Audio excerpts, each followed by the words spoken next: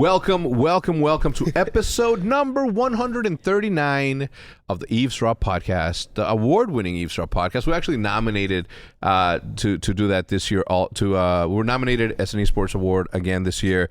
If you're gonna vote for us, look, and I hope Matt doesn't like me saying that because Matt is very much a big part of this podcast. So I was gonna say vote for process, but because of Maddie, vote for Eavesdrop so that he can get another trophy. I have my honorable guest, Mr. Yay FPS Jacob Whitaker from Indianapolis, Indiana. What's up? How long did you live there? So to be honest with you, I was born there and I stayed there for about probably like, I want to say kindergarten, so like maybe like 4 or 5 years. Oh, so you didn't do your high school years there? No, so what ended up happening is my dad ended up losing his job and we moved over to Fort Wayne, and it's basically it's kind of like a town that nobody really knows about. Very like I know small. Fort Wayne. Oh, you know it? Well, I'm from Chicago or suburbs, Yeah. so it's like a surrounding area. Yeah, so I lived in Fort Wayne for most of my life, but you know it's pretty boring city if I'm being honest with you. Is it? Yeah, very. It's cornfields and Basically cornfields. yeah. I always wondered like what my life would have been if I would have. I always, and I mean this, on our way over to U of I, Yeah. to party back in the olden days.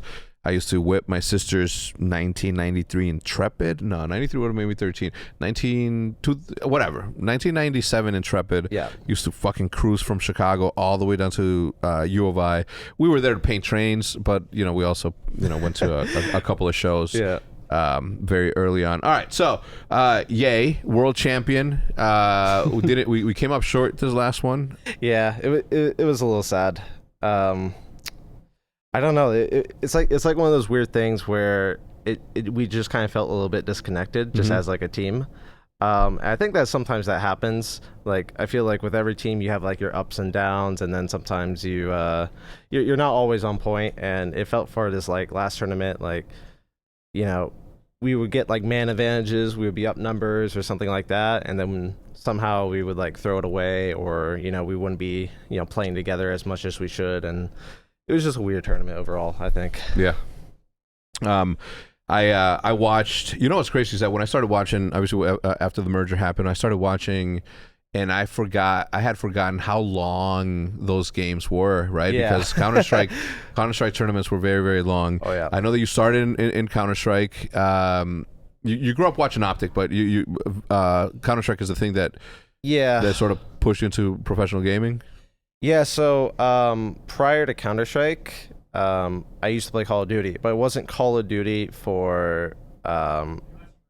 Mm-hmm. It was for PC, because I really loved PC gaming when I was little. But I remember when I was trying to get better at playing COD, I came along across, him pretty well, but Nate Shot, I came across his channel, and he kind of introduced me to the whole OpTic, the team houses, and the vlogs he used to do way back then, and it kind of like jump started my whole my whole career into esports, because your interest in it. Yeah, exactly. I started watching like all these tournaments. I had a team that I rooted for now. I started seeing like all the competitors, got to know them, and also got to see how they played. So it was like that really jump started my whole like interest, and eventually there came a time in which like I wanted to start competing. Yeah. But I didn't want to go over to console, unfortunately, and my only option was CS:GO at the time if I wanted to compete at these LANs and tournaments. So,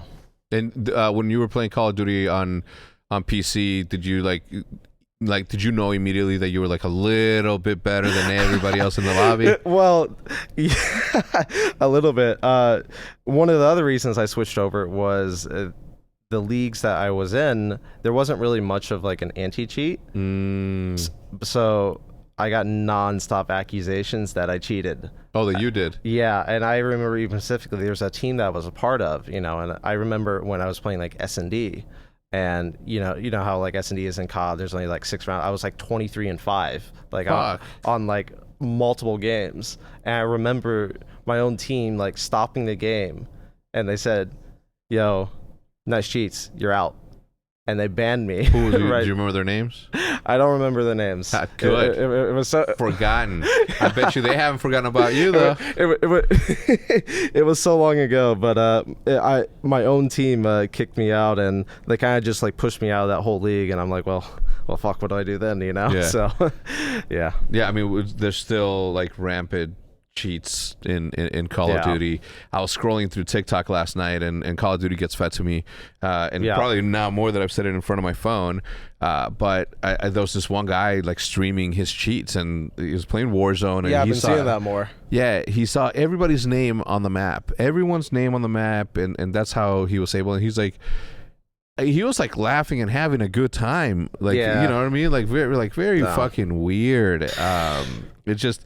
I don't get it. I've never gotten. I'm trying to think if I've ever cheated in anything, and I just can't. I just don't believe in stolen valor, just in any form. Period. Well, it's like I think it's a thing for people that it's like you get like the results you wanted without basically putting the work in. Like it's essentially like you get the satisfaction of quote unquote being better, but without obviously having put in the effort and skill required. Yeah, I was looking at the internet this morning, so I was scrolling through shit, and I saw that the did you see the jackpot?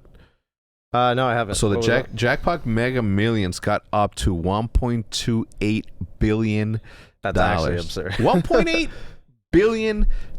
Make someone basically a multi-billionaire almost. Yeah, I mean, definitely. I mean, no. I mean, after taxes, they get that knocked down maybe to like 800, 700. Still a lot. 750, $3/4 of a billionaire is pretty close. It's enough for life. Yeah. Oh, yeah, 100%. Super, super. I mean, good if you're smart with it. Just all you have to do is like be smart for 1 year after you get that money, and then after that you could fucking go crazy. Yeah. The first thing that I said is I'm like, I hope they spend 25% of it on stupid fun shit. You know what I mean? Like just go out there and have a blast. But one single person out of Des Plaines, Illinois, a neighboring city to where I lived in Schaumburg, and at this like coffee place that I would have, that I had 100% must have driven by at some point. It was on Toohey Avenue. Anyway, congratulations to that person. If you won it, what would you do? Like, what is that? What is you like? Okay, step one, check this out. All right, you wake up one morning, and then you go to the 7-Eleven that you always go to. You scan your ticket, and it says win. Do you run out of there, leave all the shit behind? Do you pay for your stuff and let people? What sort of alarm happens, right? If you won the lottery, does the machine that checks your ticket just like explode with fireworks and everybody's aware that you fucking won something, or do they keep it down low? To be honest, for me, like as a person, I don't know. I grew up in an environment in which like money was kind of like scarce, I guess, a little bit. Yeah. And my parents were always in a lot of debt. So whenever I get like, I guess like a decent sum of cash, my brain's first instinct is like, I got to keep this. I got to save this. So for me, I think my first instinct would be I'd probably hire someone who knows what they're doing, and like, all right, I have all this money. What do I do? Yeah. But I'd probably, if I had the choice though, I'd probably maybe start getting a little bit of real estate. Maybe get myself like a house, because currently I live in an apartment. Yeah. Definitely upgrade my car, because right now it's an '09 Corolla since high school, and it's starting to have a little bit of wear on it. So I'd probably get like a nice car or something like that. Well, look, I mean, I don't want to put you on blast here, but sure, I know how much you get paid, obviously, right? So I mean, you could get a mega house right now and be. You know what you should do? Yeah. I got the realtor that you need to talk to. Well, I'm not no financial advisor, but I can tell you that property values here have gone through the fucking roof. No, I know. Okay? And it's about to happen again in Salina. Yeah. I know a political figure from Frisco, and we were just chatting one day. And he says, like, if I was a young man, what I always recommend is that you guys put your money on land. And land in Salina right now is where you need to be. Prosper Salina, it's like, he says Salina's going to be bigger than Prosper and bigger than Frisco. So, food for thought, like because it's it's out there. I mean, you've sold me. I'm going all in. Yeah, no. But if you do need a realtor, I know a good one. So. I mean, I think about it, and I'm like, what's the first thing that I would do, like, right now? Like, you know what I mean? Like, yeah. Let me ask you this. responsibility out the window, Responsibility out the window. and all you got to do is just something for you. Something for you. And yeah, the house is for you, sure. But you're doing that out of like, smart with my money. Let's say dumb with your money, dumb fun thing that you would do with your money. I get a GTR. A GTR? I think I get a GTR or something similar. Why the Nissan GTR? Mind you, like I fucking love that car. Yeah.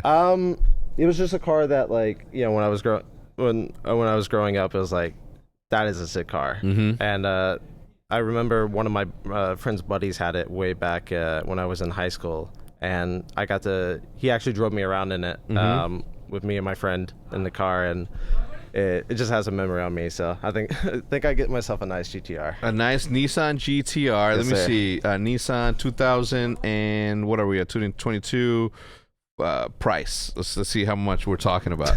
Probably wouldn't eat into that millions, but I guess it's a start. Let's just say there, Matt, how much it goes for right there? 113,000. Okay. Obviously. Okay, so 210. The Nismo is 210. I mean, at that point, I think that you get a Lambo though, right? For like 210, or would you still go with the Nissan? Maybe we just get a Bugatti or something at that point. Maybe a Chiron. A Chiron. Now you're talking Chiron. 3.5 mil. Yeah. Not that I've been looking at them. I wouldn't. For growing up, I always wanted a Lamborghini. Always. I said, I want in high school. I'm like, I want a Lamborghini, a dope ass house, a truck, and a boat. Yeah. I'd also probably buy maybe something in New York. I'm not sure if you know Billionaires Row or whatever, where they have those like massive like condos or something like that. Yeah. Might get myself one of those. And maybe you watch that? Did that get fed to you on YouTube? Is that how you know? Yeah. Me too. Damn, that's what. Matt, what would you do? What would you buy with you if you won $750 million cash? He said, Matt's saying that he would buy 3 to 4 houses on a cul-de-sac so that he can own the entire street. That's what you would do. What about for fun, Matt? That he says that would be fun. A plane for you to fly or for you to fly in? To fly in, he doesn't want to fly it.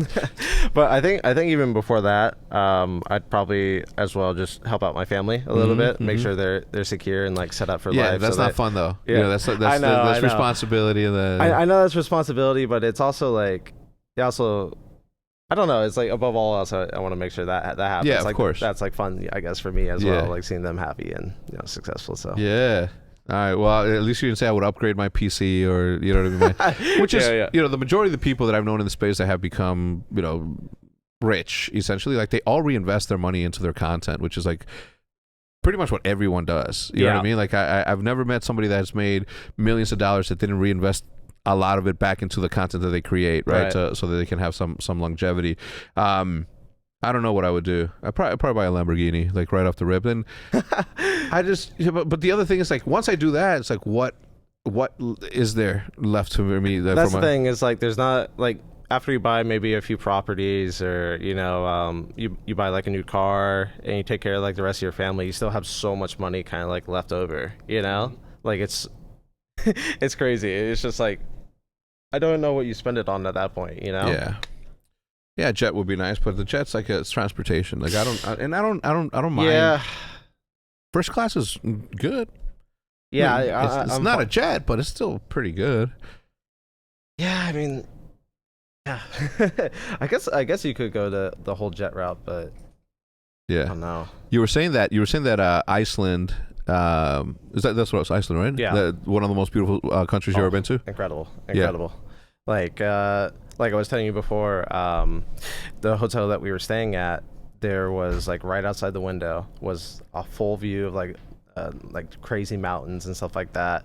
You look a bit to your left, you got a beach, and it's just like pure blue water, like right off to the left. It's cold over there, like especially in the winter time, since probably. I mean, it's cold in Indianapolis too. Well, I guess not. You're farther up north with Iceland.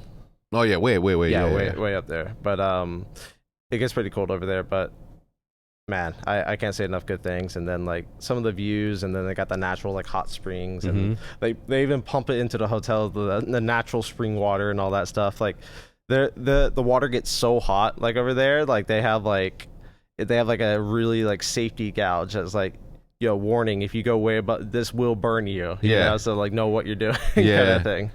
That's I would have gone. I wanted to go so badly because I've never been to Iceland. Yeah. I also think that Iceland and Greenland should switch their names because when I landed in Greenland was mega cold, and when I look at Iceland, I see nothing but green and beauty.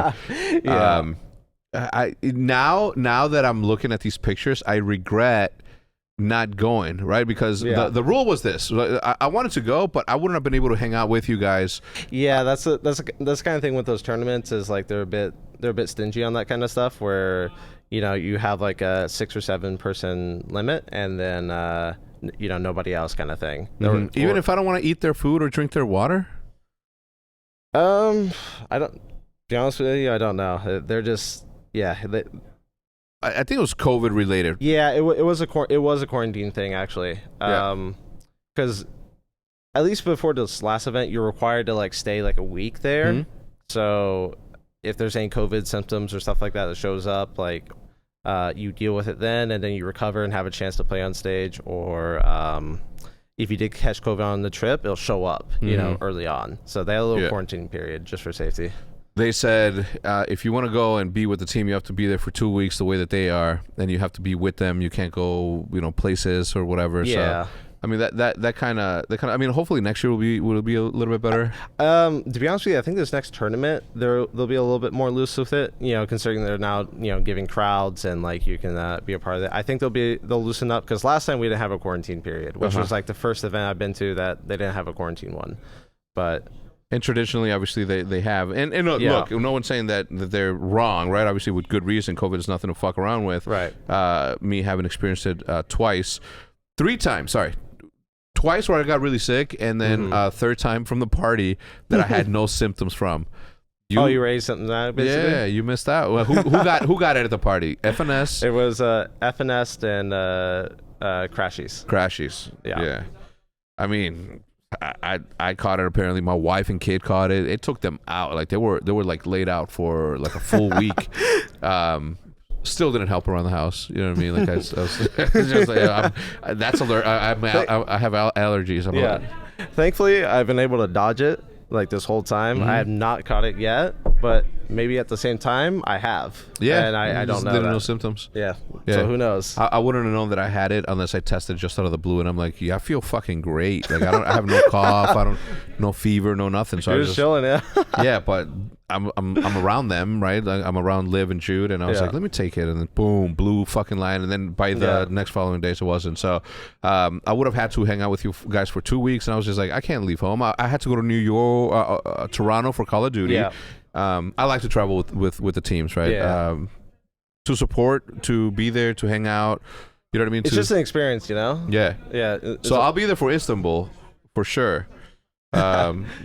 Wait, why are you laughing? Have you been? I'm just excited. I just remember, towards the. I mean, you probably dealt with this more so than anybody, but I remember, that crowd in particular was like swarming us, like at the hotels and like everything. So you probably dealt with it before, but yeah, it's a good feeling, isn't it? No, it's a crazy feeling at the same time, as well as like when you see like 50, 60 people approaching you, and there's like.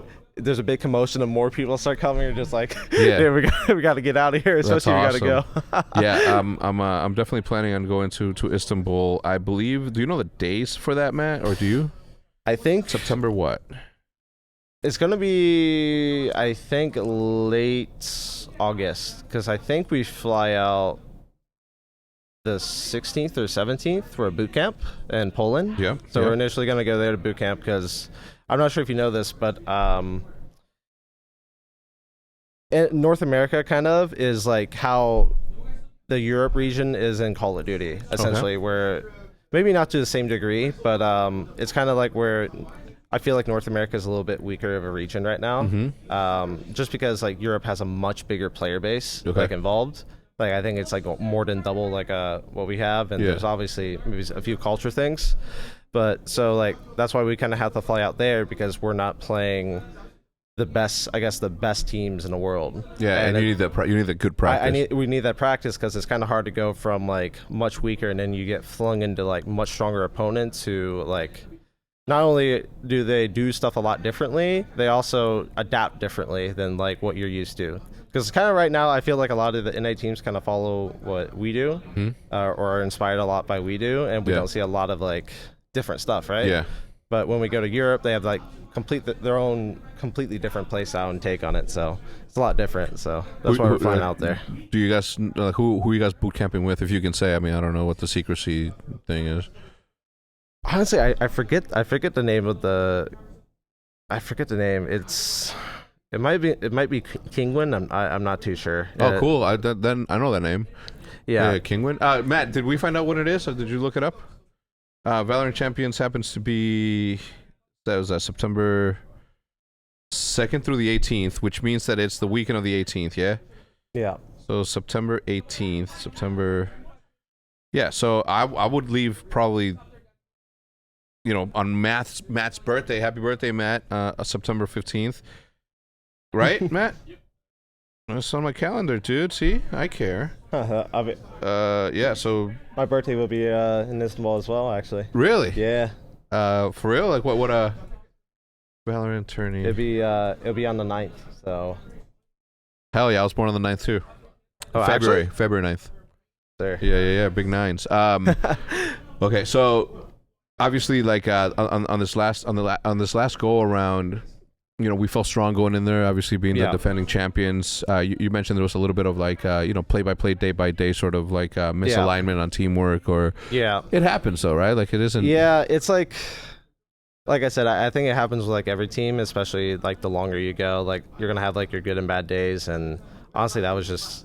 Even good and bad tournaments, So that was a tournament in which like we didn't feel like ourselves, and it's also just hard because when you do become champions, everyone's like looking at you as like a potential target. So like they either take what you do or they know like how they you study you harder. Yeah, they study you a lot harder. So like for us, it's like it's hard to like change up like everything because we play like so many different maps. Yeah. There's always like, especially in Valorant, like the game is changing so much. I think way more than any other game where they're just adding in new maps like all the time. Like they're adding in new agents, which completely change the game. They're nerfing and like buffing different agents. So there's so much change always happening, and you always have to be like on top of it essentially. And it's sometimes hard when you have everybody studying you, and anything new you do, they also study. So it's just like geez. Yeah. I mean, obviously chat, I know he doesn't sleep analyzing like everybody's like studying their play styles, etc. Plans and protocols and all that shit. Oh yeah. With the amount of new agents that they're adding, with the amount of new maps, how long does it take before you guys sort of say, all right, this is the map that we're gonna want to play? Is there a veto system for the sure. So right now usually it depends on the format, if it's like BO3 or BO5, but generally with like BO3s, you get basically one map ban. So you can choose one map to ban out of the 7, which you really don't want to play. The enemy team or the opposition gets one map ban. You do pick, and then you ban down to the last map. So it's like basically ban, pick, ban, last map. And then you also get side choice on whatever the opponent's map is, basically. Wherever they pick, you get side choice. You get to choose if you start defensive or attack. Or attack, got it. Yeah, it's an intricate game. One of those games that I'm purposely not playing because of I have an addictive personality when it comes to video games, especially in video games. I know that feeling. Especially in games that have like a good op system, right? And it's the one that gets me like the most, right? Yeah. The latest game that I played that wasn't Call of Duty that I sniped in was a game called Battalion 1944. And I literally had to uninstall it because I was playing. I would come here and I would play it. I would take meetings while playing it, and I was just like, you know what? I can't do this. I can't live a productive life while continuing to do this. I have a very similar personality. I'm not gonna lie. I remember when I first started picking up like CS:GO. This was towards the early start of my high school years. So like when right before I was a freshman, basically, in high like school. 13, 14. Yeah, I remember it kind of like, it got to a point in which I was becoming like semi-pro, and by the time I was in my like senior year, especially, let's just say I was dodging a lot of class. It was kind of it was a weird situation because my parents actually kind of like moved down to Texas, actually the Houston area. So like I was all alone at my house, so I would call in sick to the school, and I'd just be grinding out because like I already passed basically. Yeah. You know, I'm already through, so I already know what I want to do because like I think I had some pro offers at the time. Okay. So, From what teams do you remember? there was two that there was a team called Splice, so I'm not sure if you remember them as an org, and Complexity. So I had 2 pro offers at the time. Yeah. And so for me, I was just putting in nonstop hours, like grinding, essentially.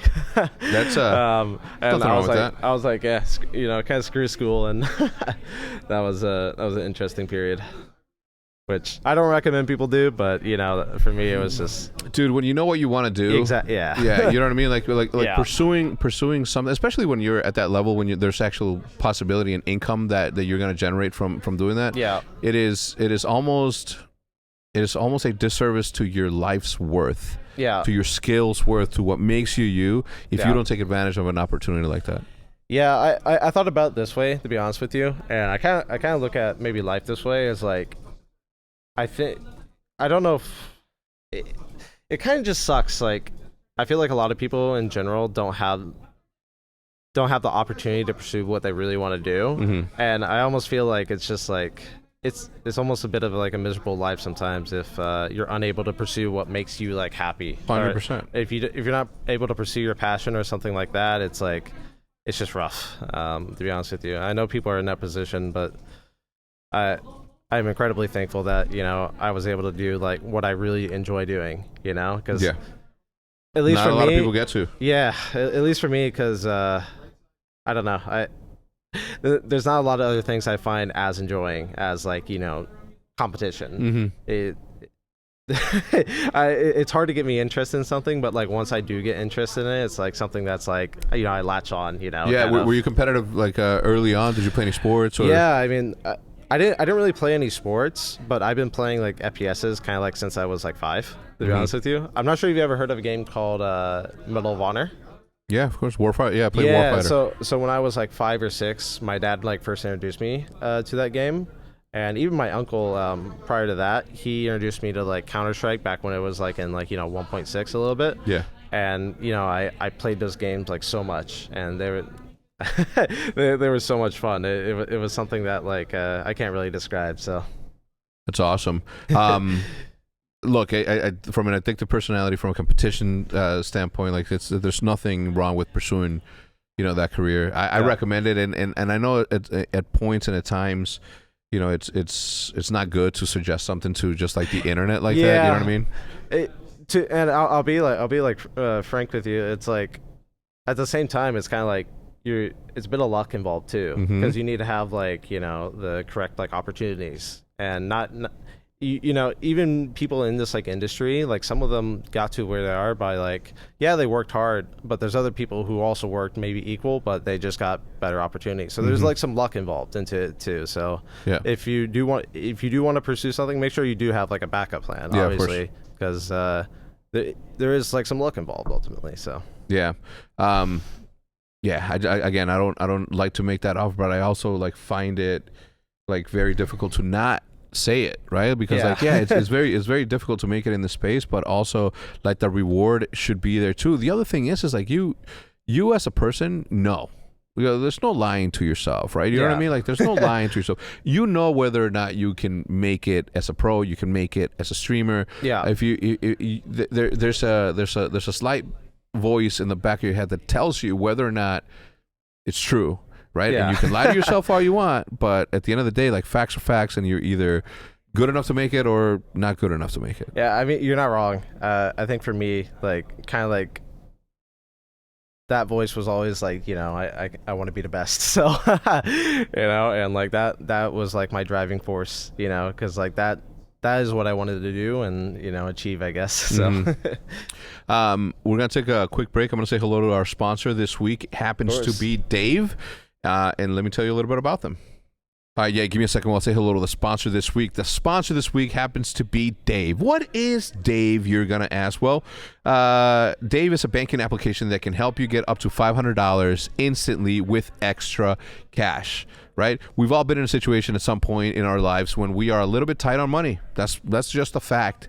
In this podcast, I think I just mentioned that, right? That sometimes we were so tight with money, and sponsorship money comes at a certain time that we were, living almost paycheck to paycheck, but definitely like the cash flow wasn't what it should be. So, if you're living paycheck to paycheck or struggling to make ends meet, it can be really stressful, obviously, when you expect expenses to come up. Unexpected expenses come up. Now, Dave can help you out of a pinch when you really need it, right? Hindsight is 20/20, and you can't change the past, but you can certainly change the future and prepare a little bit better. Maybe you'd ask to borrow a little cash. Now you can with Dave. That's more money to fill your bank, buying a wedding gift, or catching up on bills. There's no interest and no credit check needed. Millions of people have already downloaded the Dave app to get financial relief when they need it with extra cash. So if you yourself are in a pinch and need some extra help, download Dave and think of it as helping hand from a future you. Right now, if you can download the Dave application from the App Store right now, that's DAVE, you can sign up for extra cash account and get up to $500 instantly. For terms and conditions, you got to go to dave.com/legal. So you can read all that, do your research, obviously, always. Instant transfers fees apply, and banking provided by Evolve, member of the FDIC. The future you is going to thank you, right? Again, the information will be in the description down below. The link will be in the description down below, so you can just click, go directly to the application, download the application, and get yourself some help. You deserve it. Not everything needs to be tough, and you don't need to figure everything out all at once. So make sure that you go check it out. Link, like I said, will be in the description. That is Dave on the App Store. Go check it out and tell him who sent you. Download the Dave application right now from the App Store. Sign up for extra cash and get up to $500 instantly. So again, link in the description. Go check them out. Support the podcast. Support yourself. Yay. El Diablo. So a huge thanks again to Dave for sponsoring the podcast. Back with my man Jacob. Yay. The name Yay. It's like a yay. Yeah. Is that where it came from? No, so the name Yay actually came from, how I told you the story about the whole like cheating thing? No, tell me again. So like people, they kicked me out and stuff like that. Originally my name was just Jacob, my first name. Yeah. And I didn't really like that too much, just like a whole first name thing. So what I kind of did is like, I decided like, all right, so if you want to call me a cheater, let's do it this way. So like I made it so like I had like I'm not sure how much you've used Steam, but I made sure it was like the default Steam picture, private profile, like everything, and it was just the name Yay, and it was just like you have no idea who this guy is. It's like it looks like a brand new account. I just wanted to, I was like, all right, let's kick this up a notch then, and Yeah. I kind of just ran with that essentially. I wanted the most annoying name to die to, basically. Yeah. So that was the name I kind of came up with. This was when I was like 12 or 13, so I'm just like, that's why I came up with at the time. It's a good name. We're trying to help you out here with the with some of these online handles. So yeah, bear with us. A couple of teams have announced that they haven't made it, that they didn't make it into the second stage of that. Obviously, like there's a lot of NDAs that I don't like to speak on it.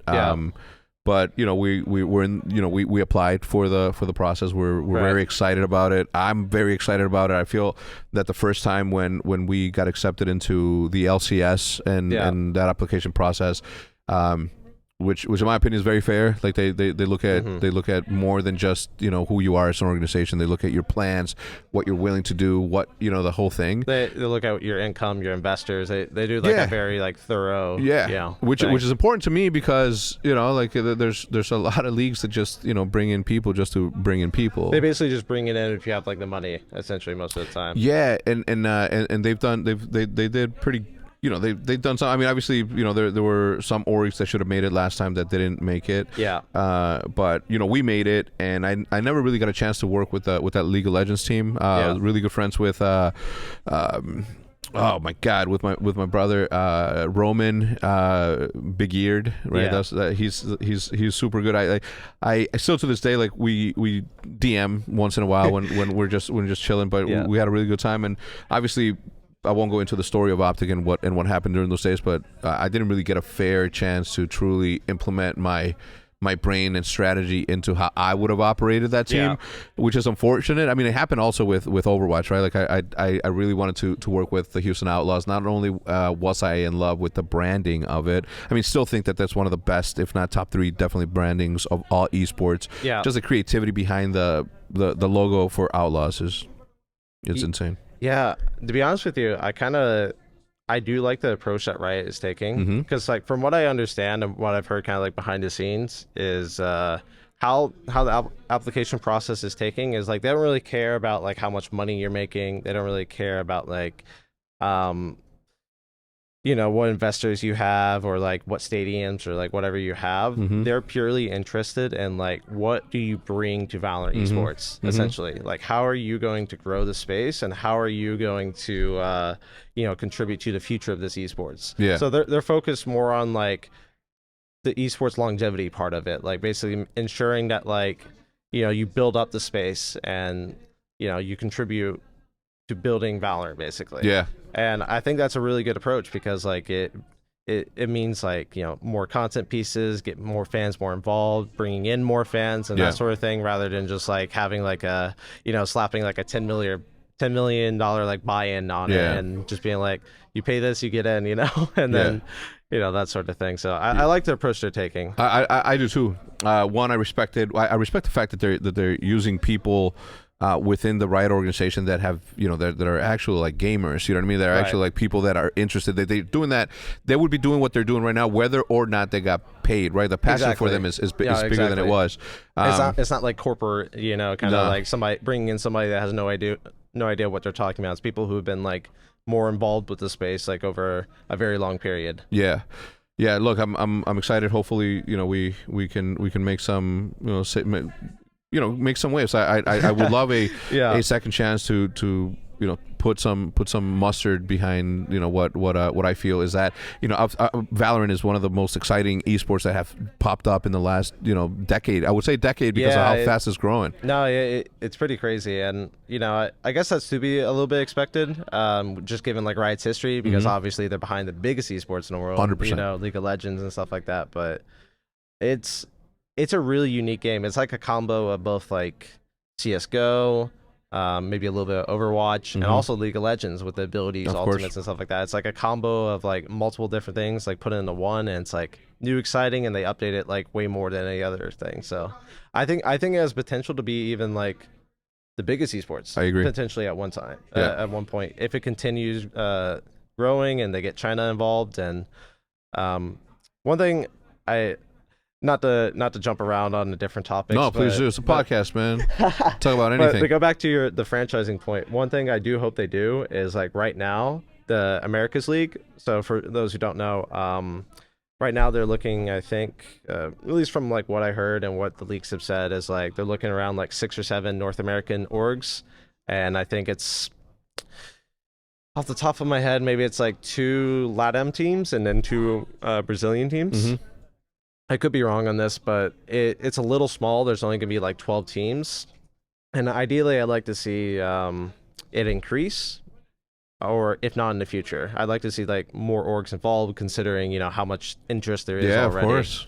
And also maybe a little bit more info on the, for teams who don't get into like franchising, what does like the tier 2 process look like? Because, as a region, I guess you don't want what to happen is like, you don't have like new talent, coming into the scene, like it's all locked away. And then like, what ends up happening, I'm not sure if you've ever had this happen in COD, but like people get recycled and like no new talent actually comes in, Yeah, I mean, it happens in every esport that I know, especially in franchise ones, because there's staple names that sort of become like household names that obviously a team, from a business standpoint, obviously makes complete sense to pick up the people that are going to bring in eyeballs, who are going to allow you to sell T-shirts, who are going to give you viewership, so that you can continue to operate your business. It's more profitable, basically, right? Yeah, but from a profitability standpoint, people need to realize that even when you're profitable, like the majority of that money that comes in, like immediately goes out to the player. So it's more of it's like a super hard balancing act, and it was super hard in the early days until investment started to come in, because back in the early days, like you were at the from personal experience, right? Like I had to pay salaries for Gears of War, Counter-Strike, Halo, Call of Duty. Basically out of pocket almost, right? Yeah, at times we had to pay, and I say we, but it was just me. At the time, I had to pay ahead of time, even before the money from a sponsor came in. Right. Now imagine the position that puts an organization into. Yeah. And that's a big thing, I guess, like people don't know as well, is like even with like tournaments winnings and like sponsor money, they'll say, hey, yeah, we'll pay you for this, but sometimes it takes like months. Yeah. And like even I never had that problem. Well, you're lucky. I know for me, even at least with like some of my teams, like tournament winnings, I remember like I won like a tournament, and I think in like 2019 or something like that, way back with like Complexity, and I got the paycheck like maybe like 7 months ago. Really? So not from like, Complexity, but something. It's an example. Well, it was from Complexity, because like the what you call it, the tournament pays out to the org, and then the org pays in. So I end up getting like some late money. So sometimes it takes like a super long time to get like some of these like tournament winnings. Yeah, that is the case. But obviously, again, it's a balancing act. Yeah. That if you don't play it correctly, your organization may not be there the following day, and sometimes it is orgs that have a lot to offer that don't necessarily get the opportunity to truly prove out themselves. Yeah. And that's one of those things that sort of matter, right? Like it matters if you're able to operate during that balancing act. Obviously, with investor money, it makes it a lot easier for you to do that, because you're not coming out of pocket per se. You can almost budget it like a little bit. You budget it better. You're not at the whims of maybe some sponsor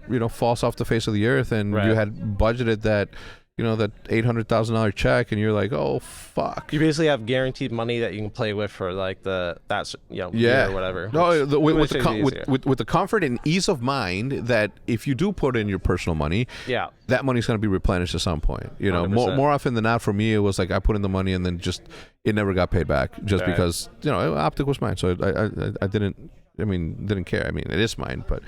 We went through some pretty. My family, Jude and I went through some very scary like weeks. Sometimes it'd be like a week, and then all of a sudden I'm like, there's a deadline. There is a fucking drop dead deadline right here. That if this sponsor doesn't pay, or this sponsor doesn't pay, or they even ask, like, hey, can we? They send a manual check instead of a wire. Like, there's so many things, and it's you're committing yourself as a team owner to make sure that those payments are there and they're on time. Yeah. Right. So.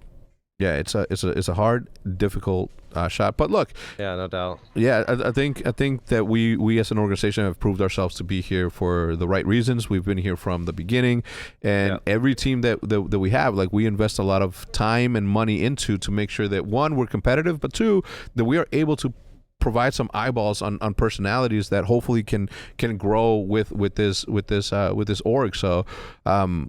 I want to say that I think that we'd be a very, very good team for that franchise, and hoping that they can see that. Yeah, I think so too. I mean, I think it's shown by just like your merits and the fact that like you've been in the space like so long that you genuinely do care. Like you care more about like growing OpTic, and like, because it's basically your baby. You care 100%. More about that rather than a return on investment like later on. Like a lot of orgs are kind of like leaning to as they get more venture capitalists and stuff like that. Like it's starting to become like more about like, let's get a return on this investment rather than like, let's build something like special and something that people like care about. 100%. And that's why I think like you're for example of a great owner. Thank you, man. Because it's your baby after all, and I've seen what you've done with it and how it's grown and blown up. So yeah, I mean, obviously I've had my history over the last 3 years of like we had an LCS team. We don't have an LCS team anymore, and that's unfortunate because I always wanted to be an LCS. I mean, still do. I still do. I think I think we have a role to play in that esport. I think we have a lot to offer in that esport, and if the opportunity ever presented itself, I think that I would personally make an argument to be in there. Well, sometimes it's just timing, sometimes you just got to find the right team at the right time, or as you said, the right opportunity. So, Yeah, But and yeah. look, I mean, I hope that, you know, when they're looking at our application, they see the name OpTic, that they put everything into context with the fact that, you know, it wasn't, you know, Hector wasn't operating OpTic when that was happening. Yeah. Secondly, I didn't fight as hard as I did the last couple of years to get OpTic back. Right. But we did. You know, we're here, and we are committed to continuing to grow our brand, but at the same time, continuing to offer. Look, none of this would be possible without the green wall, right? So, like, we're lucky that they support us the way that they do. Yeah. Because if they didn't, then, you know, what would be the point in, like, stressing ourselves over finances, stressing ourselves over viewership, stressing ourselves over, like, it just wouldn't be that good of a time. And I don't know. I think I have a different approach to this whole thing, because I'm 42 years old, and I don't see myself doing anything else in the world besides operating OpTic the way that I feel is the right way to operate OpTic. You know what I mean? I'm part of three other successful businesses. Good Golf, like, killing it. They fucking murder it. Obviously, the Googans murder it. Yeah. Pine Park is murdering it. Like. But this is, like, the thing for me. Yeah. This is my life's passion. The other stuff is just, you know, the hobbies and, like, other interests you have. But, like, you know, this is, like, again, like you said, your life's passion is, like, the main thing that, you know, you want to be remembered by, basically. Yeah. So. Yeah, I want my daughter to grow up and one day be the CEO of OpTic, if she chooses to, right? Obviously, I'm not going to put that much pressure on her. Yeah, of course.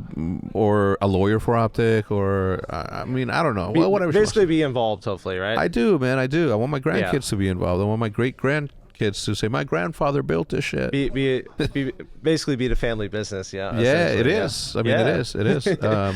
So yeah, I'm excited about, like, the process. I do like the competition. I do like that we are competing against other people for that spot. Right. I felt the same way about this as I did with the LCS. Like, we're putting you know, a lot of effort into what we're proposing and all that stuff. So hopefully, you know, hopefully something happens, man. I'm really excited.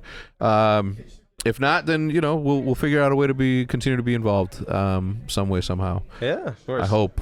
You know what I mean? So what do you foresee happens, right? As soon as, like, all the, how many teams total? 10 teams? It's gonna be, I think, 12. 12. Okay, it was 10 for. It was 10. Was it 10? They might increase it. I have no idea, but right now it's like 12. It was 10 for LCS. That's why, but it is 12 for here. With the, at least, because I think they're combining South American teams as well. So it's like Loud, obviously, fucking mega fan base. Like, super, so respect and shout outs to them. The Brazilian fan base is incredible. Respect to the Brazilians, man. That is probably one of those passionate, like, fan bases I've ever seen. Like, they carry over from, like, game to game, and, like, you always see, like, no matter, like, the esport, all their celebrities get involved. All the top esports players get involved. They're a crazy fan base. Yeah, I mean, I can't say enough good things about them. But, me either. But yeah, you have Loud, and then you obviously have probably Crew as well. They're Argentinians. Are they? Which ones are Argentinians? They're either Argentinian or, I think, right? Or Chilean. I'm not 100% sure. I think a combo of Argentina and Chile. Mm-hmm. But hopefully I'm not getting that wrong. So the Crew esports. Let me see here. Matt's telling me right here. What's it say? Argentine, organization. Yeah, cool. Look, man. I mean, the world is big enough for these things, and I do believe that this strategy that Riot has implemented is the right approach, and I'm gonna tell you why. And I know that a lot of people might criticize me for this, but I hope not, because we do need to serve these countries that are oftentimes underserved, right? Like, I know I want to do a lot for Mexico because I'm from there. But yeah, like, I think the other thing that we're going to be able to see is that if these teams prove themselves out, then we can expand that region to Latin American region the same way we have in Europe. 100%. Something that probably the audience doesn't know, but, like, in a lot of these regions, you know, I talk with some of the players, like, over there, and some of them make, like, a fraction of, like, even, like, the worst pro teams, like North America. Like, you even put it into, like, monetary figures. There was a team, I forget which one it was, but they were getting like $500 a month, like, for, like, all their players, like, barely, like, livable salaries. And I know, like, some even, like, the academy teams, or, like, the, you know, would be making, for example, in the US, like maybe like 3 or 4K. Yeah. You know, so it's just like, and the thing is, like, they are a much better team. Like, they're like top of their region, you know, almost basically. Like, Yeah. basically almost like qualifying, if not qualifying for these events, and they're just getting like so much less, essentially. Yeah. So I think what Riot did as well is they implemented like a minimum salary, and they're going to be help supporting those people. Yeah, 100%. So, which I think is a great move. So salaries, yeah. I mean, the minimum salary has been something that definitely has helped. Health insurance obviously helps. So I'm excited, man. I'll tell you what. In Call of Duty, there are 12 franchises. Yeah. And it shrunk from a talent pool of like 100 players plus that are professional level gamers that weren't able to make it into the league. I mean, obviously, we're gonna have to go through that same thing, man. Like, yeah, it sucks. I'm not gonna lie, it does suck for like some of those players, because like there is a lot of talented, like hardworking players, but you know, for whatever reason, it could be like opportunity, it could be like luck as well, because like, you know, there's for sure teams that are now out that have players that, in my opinion, should be on main rosters. Okay. But it's like a situation in which, like, even though like they should be on it, they have a player that's just slightly better at the time, or they have like a role in which like no team is currently looking for. So it's kind of like, it's just kind of like a weird situation. But I think over time, you know, if those players continue to grind and play and like prove their worth, they'll eventually get the opportunities. Because I think you make opportunities for yourself. Like your luck is like a little bit based off like, you know, your work ethic and like how much you put yourself out there and like what you do. Like you get more opportunities the more you do that. But yeah, it right now it's a little sad because like the scene's gonna take like a pretty big hit here soon. So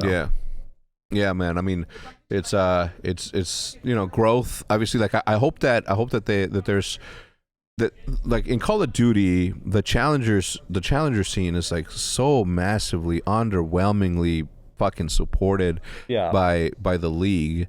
And when I say the league, I'm talking about ourselves too, right? I'm talking about OpTic as part of that league. Yeah. But I've always been very, very, very, very open about my views in Call of Duty. If we who are investors in this league and the league who is the owner of the game is willing to put more towards that, then we will do the same thing, right? Yeah. And I think that's something that I've always found a little bit not necessarily disappointing, but you know, at times I feel a little bit discontent in the way that we do some of these things, because we feel like we're putting so much effort into making sure that, you know, obviously the boys that are yelling over there, the men that are yelling over there are you know, have a future in this thing. Yeah. And when I hear Scump, you know, behind closed doors saying, it's like, I don't know if I want to retire. And I'm like, well, what does it have to do with? When he says that it's because of the game, that's a fucking issue to me, man. Yeah. Because if he was like, yo, you know what, my hand's starting to hurt, and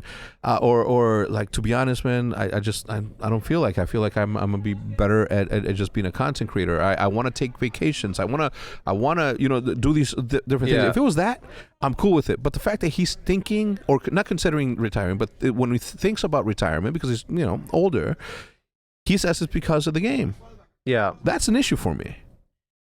Yeah, it almost feels like I don't know how much I should speak on the Call of Duty scene, because I haven't. I think your opinion would matter because you're a third person, you know, from a third person's perspective. It's like a situation in which like I just feel like it goes back to like what we've been kind of like talking about before, where like, you know how like OpTic is your baby. You know, Call of Duty used to be, I felt like, in the hands of creators who like really cared about putting out like a really solid, like good product. Yeah. You know, it was a game that like, you know, that's your game. They put their name on it, you know, kind of thing. And it just feels like, it almost feels like Call of Duty has become like more corporate a little bit. Like it's more about like just putting out like a game and like maximizing, you know, how much revenue you make from that. And some of that is like on the developers, but I feel like a lot of it is like on the investors and just like it's not on the developers, dude. Yeah, I'm gonna tell you why. Well, it's mainly because like the investors of the company and like the corporation, basically, it's like they basically force you to almost implement those features, and like it's like you're on like a time crunch essentially. Yeah, man, and I believe in that, but at the same time, I don't believe in that because when as a partner of that league, we should have had the opportunity to take some work off of their plate. You know what I mean? And what I mean by that is like the artists, I'm sure overworked people that are artists there that are creating the skins and doing all that. Like they're just like, yo, just create 12 exactly the same thing because all the uniforms in the NBA are the same. They're cut the same. They look the same. They have so they I'm not saying they half-assed it because given the opportunity and given the demand or if somebody told them is like, all right, we need you to fucking kill this fucking Call of Duty skin, then they would. But because of how busy they are releasing the Terminator and Rambos. That's true. They have like a lot on their schedules as well, in which like you have to finish this game in a certain amount of time, and then you have a new project you gotta like work on. You know, essentially, it's not like a thing where it's like your sole focus is this one game for whatever time, and then like they releases, and then maybe you have like some downtime or something like that. It's like next project, next project. Yeah, essentially. Yeah, but if let's say an artist works 8 hours a day, right? They pay this person 8 hours a day. Those 8 hours a day are spent creating new skins, the Rambo, the Godzilla, whichever one. So we just mentioned, and supervisor comes in and he's like, hey, the people at the top want us to release one for Call of Duty esports. Can you work an extra hour? Or can you fit it within that 8 hours? Like, there's gonna be, you know what I mean? But what we're saying is like we have very capable artists that can do the same. That can take some load off of them. Yeah. And will allow us to give our fans, our supporters, the people that keep this company alive, a better product that they will happily pay for. Yeah. So I'm just, Halo did a really good job. Rocket League did a really good job. Yeah, it feel. I don't know why the gaming industry has maybe leaned towards this, because like the community used to be pretty involved. I feel like with like past games, like I bring up CS:GO because like in that game it has so much community content. People even make like I think like Valve doesn't even make any skins anymore. What people do is like they have like programs in there and people submit their skins. We do. Into like, for example, like CS:GO, they submit the skins into it, and they pick from like thousands of entries, and they throw it into the latest skin pack, and then they get like a small like cut of revenue. Yeah. And in CS:GO, you get like new maps created by new people, you get mods, like all this stuff, and it kind of feels like gaming in general has like kind of taken a step away from that. It's like you don't see as much community involvement anymore, which I think is kind of sad, because I feel like it makes your game better when people are able to contribute to it, rather than like kind of just like locking it down, not letting like, for example, you guys even submit like your own skins and awards and stuff like that, which makes me a little sad. But I hope that trend will maybe eventually reverse. Yeah, I'm trying to find how much skins are like for OpTic. Obviously, we haven't been there in a long time. Oh, like OpTic gaming stickers. Yeah, the stickers. I would assume they're probably up there a little bit. Yeah, I mean, I don't know. I've never looked them up ever, but I do remember submitting it. Like, what's his name? My brother Daps was the one that was helping me submit those. Yeah. So I remember the process and how strict it was. You could maybe look, I think you just look up OpTic gaming sticker Steam. Should pull up, yeah. My boy Dash, is that the only one? 887. That's not bad. Not bad actually. But where are the signature stickers?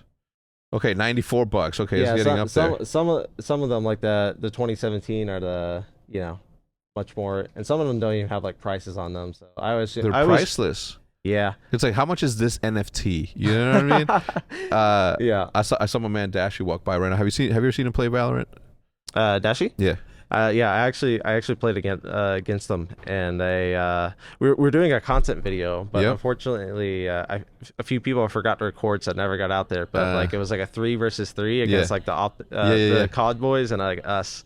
But us with like we only could use like pistols. Yeah. It was like the Deagle or Sheriff or whatever you want to call it. You guys smoked them. No, don't give up. Don't give it up. I mean, hopefully we'll be able to release it. But yeah, I hope it's not completely scratched, because it was a really fun game. It was fun. Yeah. Have you seen him? Have you seen his clips or anything from? I've seen a few. Yeah. What do you think? He's not bad. He's not bad at all. He's pretty good. Yeah. Hell yeah. I always wonder like how many of them could. I mean, you obviously with Call of Duty, and if you know the amount of people that are at your level, right? Like Counter-Strike, I mean, just picture any first-person shooter at your level. Yeah. Like, I wonder how easy it would be if they had interest in that game. How easy it would be for these personalities and pros to be able to translate that into like another game. I think it depends on how early you do it. Okay. To be honest with you, because like for some games, like who have like a very long history, to give you an example, like for games that are like super well established, whether it be like COD or CS:GO, where the communities have been around there for like over 5 to 10 years. There's a very established player base. There's a lot of interest, that sort of thing. It's probably gonna be a lot harder to break in if you're switching over, like say like you're 22 or 23, and then you want to make a big jump into another game. It'll probably be a lot harder. But if it's like a newer game or a newer title that just came out maybe like 3 or 4 years ago, and you wanted to switch over, you could probably do it if you really worked hard at it. Yeah. But like I said, it just depends how old you are and how much time you have, I'd say. Man. All right. Let me ask you one more question, and then I'll let you go back to your house and what are you doing on your off time, man? What are your interests? That's not my question. Well, right now, to be honest with you, now that I have a little bit of downtime, I promised my stream a bunch of streams. Awesome. Because to be honest with you, I've been slacking a little bit, but mainly because that's just been competition related. I've been like grinding that like really hard. But I've been making it up, and also just trying to grow maybe my personal brand like a little bit. Awesome. As well, that's important, man. If you need help with any of that, please ask. I'm an open book. Would love to help you. Yeah, of course. So all right, here's the question. Obviously, for the people that are watching this video who haven't gotten to know you yet, where does your nickname come from? Not Ye, but El Diablo. Okay, I got you. El Diablo, like what a dope ass name. That is a sick nickname. It is really sick. And then I see people in the stands like Yeah, so El Diablo actually came from so this was back when like TSM was kind of like still together, or at the start of the game, where it was like, I think it was like Wardell, Sabrosa. It was like the original TSM lineup that was like, at the top at like for like a little bit. It was like the TSM Sentinels rivalry and that sort of thing. What was happening is like when I was first coming up as a player and I really started to get like much better, I was absolutely decimating scrims. Like I'm talking like 35, like 40, like, which is like I was putting up some insane numbers, like, and they literally stood like no chance. It was like it was just like every time they came to the bomb site, I got 3, minimum. So what they would do is like every time I had a round, I ran them typing like El Diablo, and they're popular streamers at the time. Of course. So what ended up happening is like when I did it like against them in the match, it was just like, dude, we're facing El Diablo, like it. Any reason why you wouldn't? I mean, obviously, Ye's a dope ass name, I think. But any reason why you wouldn't just switch to El Diablo? Is there somebody else out there named No, El not Diablo? that. I think it's a dope nickname, but I don't know if I would want to switch. It's kind of like just a thing where it's like I like it as like a nickname, essentially more than anything. Yeah. All right, I like that, man. Anyway, thanks for stopping by. Hopefully, this one the last time. I'm looking forward to going to hang out with you guys at some of these events. If it becomes a lot easier for me to be able to do it, I think that now that it's opening up, I think it will. Yeah, I think so, with like the crowds, and I think even us, we're allowed to like invite some people over. We can get them like tickets and like even stuff like that. So I think as they're starting to loosen up a little bit, I think it's pretty good. Awesome. All right. Well, for all of you who watch this podcast from Turkey and Istanbul, I'll see you guys personally in person on that event. If I'm able to hang out with the team, obviously, if I like to watch from a quiet place. You know what I mean? I like to watch from behind. I don't. You know what I mean? Like hopefully we can get you like your own little area in that way. No, I mean I not that. I just don't want. I mean because of how restrictive they are. I don't want to be. You know what I mean? Yeah, I know what you mean. And also, during games, you don't want like people coming over to you and being like, hey, can I get a photo? Yeah, and no, stuff I mean, like that. so I do. If you want a photo with me, by all means, interrupt. I just don't want to interrupt the people behind me, or No, you know yeah. what I mean. Like I don't want to be the source of somebody's bad experience somewhere. Right. But if you see me, ask. I'm so down to get a picture. Don't buy me beers. I don't drink anymore. Like that was a lot. Everyone says here's a shot, but if I buy Hector a shot tequila, I don't even like tequila. It's a Mexican. I know it's not my thing. You know what I mean? It's like you want to buy me a joint, that's a different story. But anyway, yeah. I mean, tequila is just rough sometimes. It is rough. Sometimes it's just rough. Just fire. Yeah. Sometimes. Yeah. What's your favorite drink? What do you order at the bar?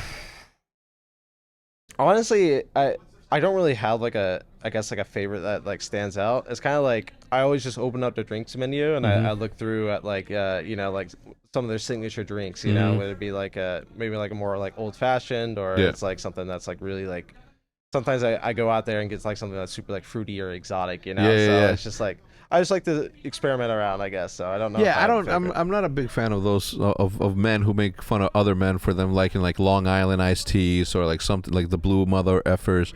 I think they're called something else nowadays. Yeah. But those sort of things, like I've never been. It's like, why do you want mouth to burn? You know what I mean? No, I know. I don't know if that makes you like more or less of a man. It's just more of like I like trying stuff. Yeah. You know? Yeah. Nothing wrong with that. And not to mention, some of the stuff they put out is pretty good. Yeah. Not gonna lie. Yeah, some of these restaurants have some cool drinks. So. Bro, every single time I go out to eat with a team, it's always Maddie will order some Moscow Mule, and then somebody else will order a Mezcal Mule, and it's all these like mules, and I'm just like Bacardi Coke. Exclusively. Nothing wrong with that, though. Exclusively. There's nothing wrong with that, I can control actually, I don't know if I can control myself now, but back in the day, I was very, very well trained. Anyway, that's going to do it for this podcast, everybody. Thank you so much for tuning in. All of his information is going to be listed in the description down below, so make sure to follow on Twitter. Make sure to follow. What's up with your Instagram? Oh, I'm getting it started here recently. Okay. I just never had one. Yeah. There's a lot of pictures of you now, so I think you should.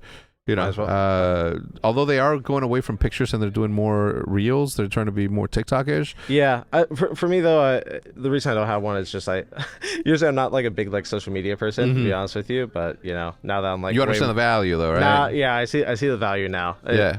And now I'm a lot more invested, so I need to start it up. You now. should, man. You should. Look, I've been preaching this to everybody in Call of Duty for a long time, and now that some people are starting to get to that level or to the point to where there's like, yo, retirement's right around the corner. Yeah. They start to sort of be like, oh shit, now I got to create content. Where it's a lot easier to do it while you have like that opportunity to have like these moments.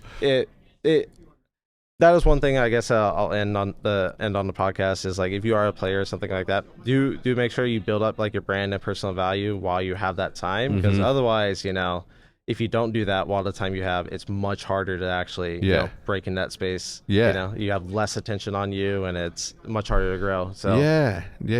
It's and what's crazy to me is that some people, pros, would be like, well, she's wrong, we shouldn't be having to do that for professionals, right? Like, yeah, but at the same time I'm like, yeah, but when you retire, there's no one owes you shit.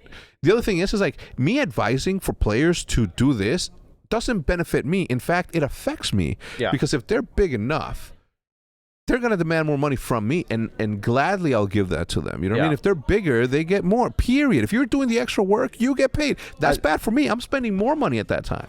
I did want to say, I feel like people, they do this whole thing of, it's like, well, I don't want to do like any streaming, I want to be, whatever in this game, I want to be an absolute like top player, which is completely fine. But of course, something not for everyone. Something that they shouldn't understand though is like you still can be, whatever goal you want and still have like, still stream and do like some of these like obligations and stuff like that. You can balance it too. I mean, you can even see like to go back to real sports like Michael Jordan and stuff like that. He used to do so much charity work on the side that people don't know about, and like even for even in his games, like he would like for like sick kids or like Make-A-Wish kind of thing. Yeah, he would always run over in the middle of a game, after he makes like a big shot. He's like, hey, you like that shot? Like try to interact with them as much as possible. He did a whole bunch on the side while being the greatest. Yeah. So you can do the both and still achieve those same goals. Did you guys hear that? He agrees. Michael Jordan is the greatest, and on that, we're gonna end it. Thank you so much. Again, his information will be in the description down below. Make sure to follow him. Show him the green wall love that you guys have. we too are, or the Green Wall also is one of those fan bases that translates from esport to esport. That's like something that I've always prided ourselves on. So anyway, thank you so much. We'll see you guys next time. Goodbye. Appreciate it.